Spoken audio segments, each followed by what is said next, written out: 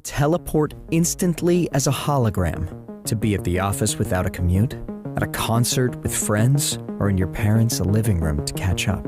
You're going to really feel like you're there with other people.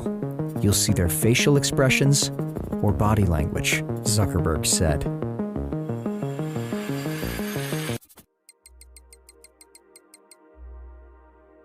The future of the internet is going to be virtual, and Meta, the company known to the public as Facebook, believes that 1 billion people will be working and playing in the immersive, three-dimensional world referred to as the Metaverse by the end of the decade.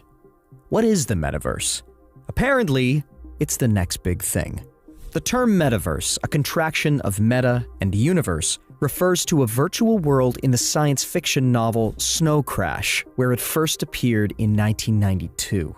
The concept was given a notable incarnation in 2006 with the virtual universe Second Life, which became popular with individuals, companies, and brands who explored its use to open virtual stores, organize events, hold training, do marketing, etc. The arrival of social networks, however, plunged Second Life into obscurity. To the outsider, it may look like a souped-up version of virtual reality, but some people think the metaverse could be the future of the internet. In fact, the belief is that it could be to VR what the modern smartphone is to the first clunky mobile phones of the 1980s. Instead of being on a computer, in the metaverse, you might use a headset to enter a virtual world, connecting all sorts of digital environments. Unlike current VR, which is mostly used for gaming, this virtual world could be used for practically anything. Work, play, concerts, cinema trips, or just hanging out. But because it's still just an idea, there's no single agreed definition of the metaverse. Silicon Valley metaverse proponents sometimes reference a description from venture capitalist Matthew Ball, author of the extensive Metaverse Primer. The metaverse is an expansive network of persistent, real-time rendered 3D worlds and simulations that support continuity of identity, objects, history, payments, and entitlements, and can be experienced synchronously by an effectively unlimited number of users, each with an individual sense of presence. Facebook, arguably the tech company with the biggest stake in the metaverse, describes it more simply. The metaverse is a set of virtual spaces where you can create and explore with other people who aren't in the same physical space as you.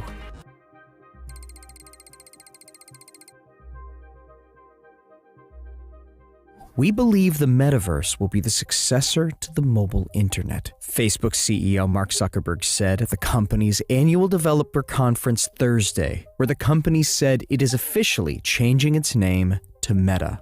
We'll be able to feel present, like we are right there with people, no matter how far apart we actually are.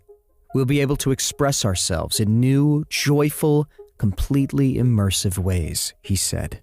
Users can create avatars in the virtual world that resemble their appearance in the real world. The avatars will be as common as profile pictures on social media sites, but instead of a static image, there will be living 3D representations of you. Users may be able to customize their avatars for work and play. You're going to have virtual clothes for different occasions, designed by different creators from different apps and experiences, Zuckerberg said. While some of the building blocks of the metaverse are already here, much of the technology is still years away from being widely available. Facebook says it does not want to own the metaverse and is making tools available that will allow developers to connect its platform with other developers. Tools that allow creators to connect various physical locations into augmented reality experiences for virtual tours and scavenger hunts are also on the way.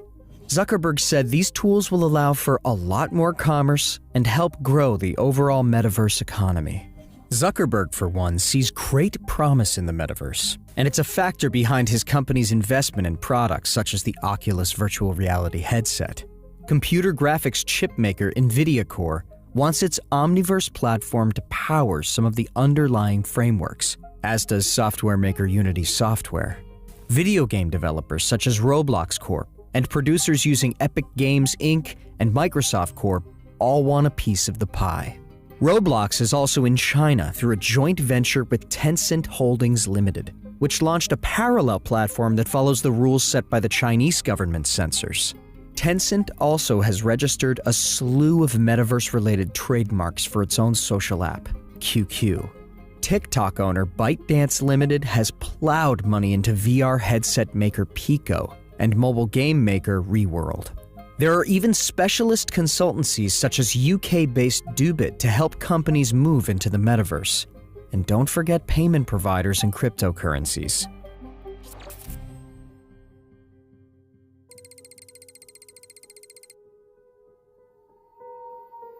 Many ask, what is digital real estate?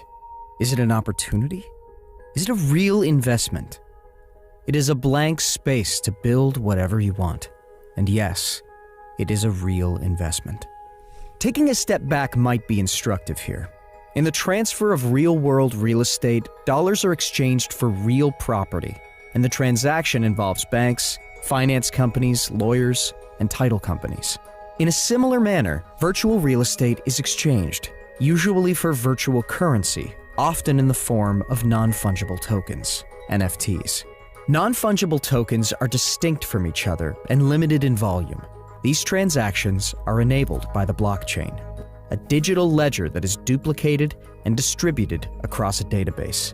Instead of keys, you get a password and the freedom to develop your virtual land with whatever your imagination desires. Just as the supply of dollar bills is limited, which contributes to their value, these virtual currencies are of limited volume. Alongside this evolution of virtual currencies, the blockchain technology on which these cryptocurrencies are built has also been developing, and now ensures that the tokens have recognizable value. Just as the volume of tokens is limited and monitored by the entire blockchain, the number of parcels of virtual land in these metaverses is also limited. For years now, Linden Lab has had a similar offering in Second Life. To achieve uniqueness in their virtual representation, people within this game would use USD to buy Linden Bucks, with which they could buy items in their virtual world.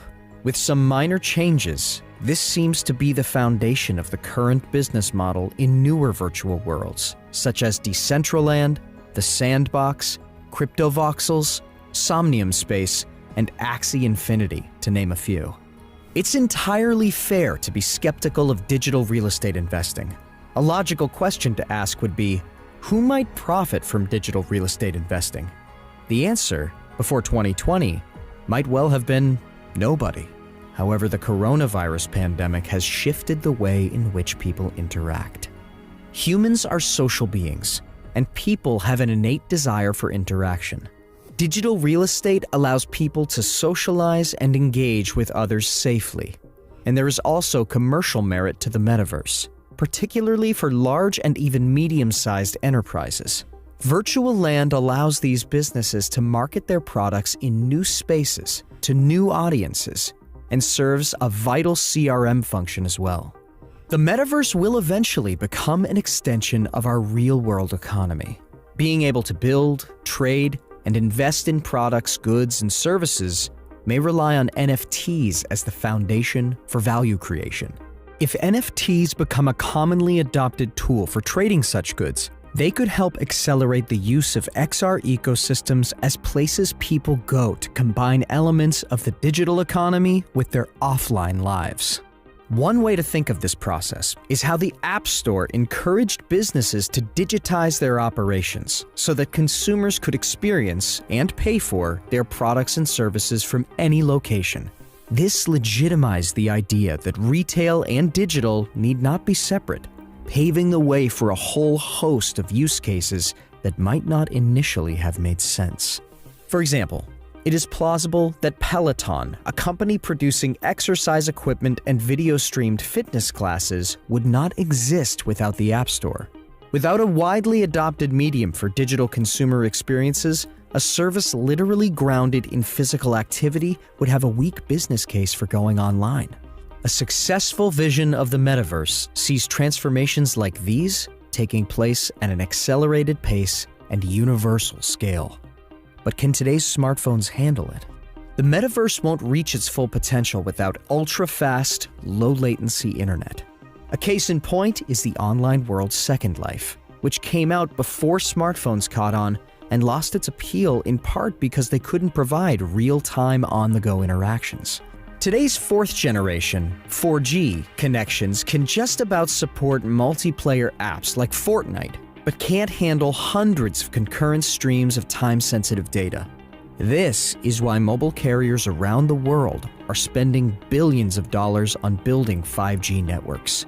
They may need even 6G to take it further. The same is true at home and in the office, where bigger screens drain more bandwidth, favoring fiber optic connections wired directly into premises. There are, of course, questions about what the metaverse will mean for privacy, whether it will be inclusive, and how to mitigate harmful content and environments that could be created. Because the metaverse is in the early phases of development, there is an opportunity now to build in these attributes by design. The idea of the metaverse may sound promising, which is why many of the world's leading technology companies are investing in its development. If it can come to fruition, it is conceivable that it will transform consumer and enterprise behavior. We have years until the metaverse, as we envision, is fully realized. This is just the start of the journey.